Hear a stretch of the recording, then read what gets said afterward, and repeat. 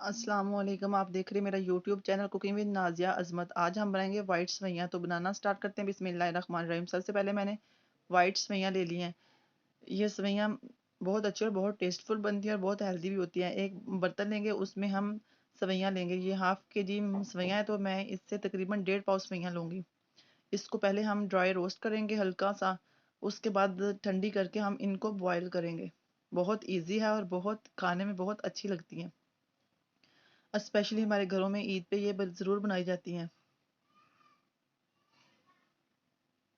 इसे शक्कर और दही के साथ खाया जाता है और बहुत अच्छी लगती हैं खाने में। इसे मैं हल्का सा ड्राई रोस्ट करूँगी, हल्का सा कलर चेंज करूँगी इसका। इसे हल्का सा भूनने के बाद इसे बर्तन से निकाल लेंगे। दूसरी तरफ हम बर्तन में पानी रखेंगे। जब पानी में अच्छा सा बॉयल आना स्टार्ट हो जाएगा तो हम इसमें सवैयाँ ऐड कर देंगे और इसे तकरीबन थोड़ा सा ही पकाना पड़ता है।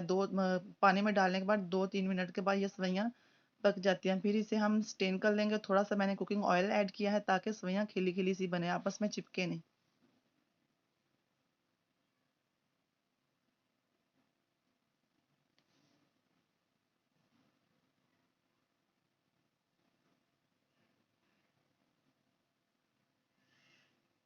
बस इतना ही हमने पकाना है। अब सवैयाँ का पानी निकाल लेंगे जैसे चावल बॉयल करते हैं। उसके बाद इनके ऊपर ठंडा पानी ऐड करेंगे